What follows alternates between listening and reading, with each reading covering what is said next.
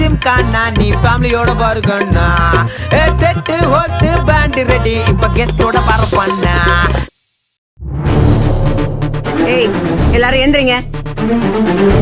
எல்லாரையும் அரெஸ்ட் பண்ணுங்க. வெளியே போமா. வா மேடம் என்ன விட்டுருங்க.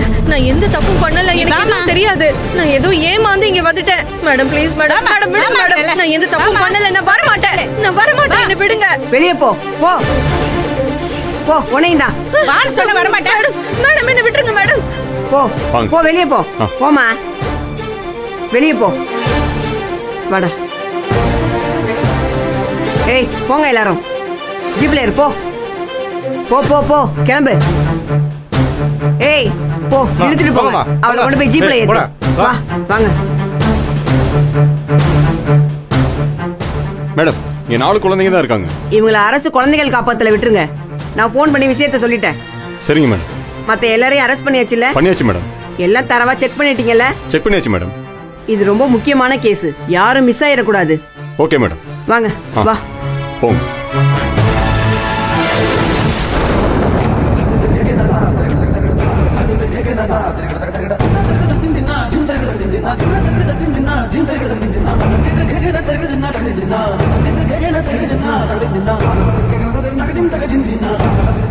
இப்ப சொல்லுங்க, உங்களுக்கு கல்யாணம் ஆயிடுச்சா? அது வந்து ஆமா இல்ல இந்த 2 வார்த்தை மட்டும் சொல்லுங்க போதும். மதிக்கிட்ட சொன்னது உண்மையா? உங்களுக்கு கல்யாணம் ஆகி குழந்தை இருக்கா? இல்ல, மதிக்காக சும்மா பொய் சொன்னேன். உங்க கண்ணை பார்த்தே நீங்க சொல்றது உண்மையா பொய்யான்னு என்னால சொல்ல முடியும். இப்ப நீங்க சொல்றது பொய். எனக்கு தேவை உங்க வாயில இருந்து வர உண்மை மட்டும்தான்.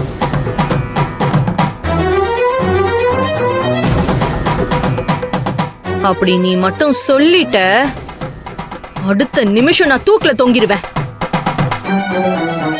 எவ்வளவு நேரம் வேணாலும் நீங்க யோசிச்சுக்கோங்க. ஆனா உண்மையை மட்டும் சொல்லுங்க. மகா, என்னைக்காவது ஒரு நாள் கண்டிப்பா உண்மையை சொல்லுவேன் மகா. ஆனா அதுக்கான நேரம் இப்போ இல்லை. எதுவும் சொல்ல முடியாத சூழ்நிலையில நான் இருக்கேன்.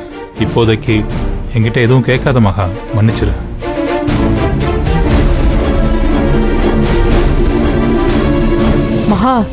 மகா அந்த பியூர் காட்டன் மெட்டீரியல் கம்பெனி இருக்குல்ல, அந்த மேனேஜர் பேசுறாரு.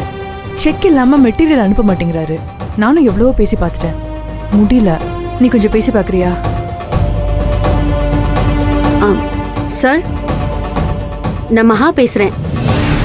ரெகுலரா மெட்டீரியல்ஸ் உங்ககிட்ட தானே வாங்குறோம். நம்பிக்கை இல்லைன்னா எப்படி சார்? இந்த தடவை செக் கொஞ்சம் டிலே ஆகும், அவ்வளவுதான். நாங்க 1 or 2 daysல கொடுத்துருவோம். இப்ப நீங்க கொஞ்சம் மெட்டீரியல்ஸ் ரிலீஸ் பண்ணீங்கன்னா நல்லா இருக்கும். மேடம், இந்த கையில செக்கு, அந்த கையில மெட்டீரியல். டேட் கூட தள்ளி போட்டு கொடுங்க. ஆனா செக் இல்லாம மெட்டீரியல்ஸ் வராது மேடம், புரிஞ்சுக்கோங்க. சார், சிச்சுவேஷன் இப்போ என்னன்னா, எங்க அக்கவுண்ட் மேனேஜர் ஒரு வேலை விஷயமா வெளியில போயிருக்காங்க.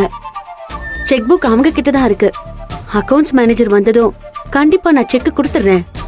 மெட்டீரியல் இல்லைன்னா வேலை நின்று போயிடும் சார். கரெக்ட் டைம்க்கு டெலிவரி பண்ண முடியாது. Madam, check book, delivery, account manager இதெல்லாம் உங்க பிரச்சனை, என் பிரச்சனை இல்லை மேடம்.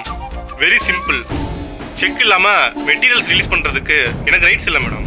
Sorry madam. என்ன சொல்றாரு? என்னாச்சு மகா? அந்த பியூர் காட்டன் மெட்டீரியல் கம்பெனிக்கு அண்ணி இன்னும் செக் கொடுக்கல. செக் அவங்க கிட்ட தான் இருக்கு. செக் இல்லாம மெட்டீரியல் கொடுக்க மாட்டேன்னு அந்த மேனேஜர் பிடிவாதமா இருக்காரு. சரி, அக்கா டேபிள்ல தேடி பாப்போம். ஆபீஸ் செக் புக் எல்லாம் எப்படி இங்க தானே வச்சிருப்பாங்க. வா. பார்க்கலாம்.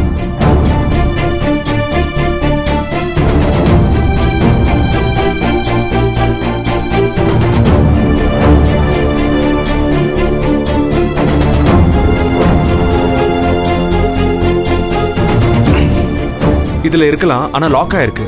அண்ணா, சாவி இங்க தான் எங்கயா இருக்கும், தேடி பார்க்கலாம்.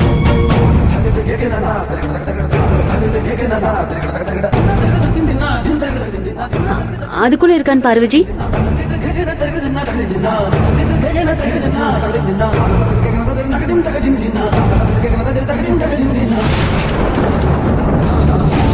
டென்ஷன் ஆகாம போன் பண்ணி அவங்க கிட்ட கேளுங்களேன்.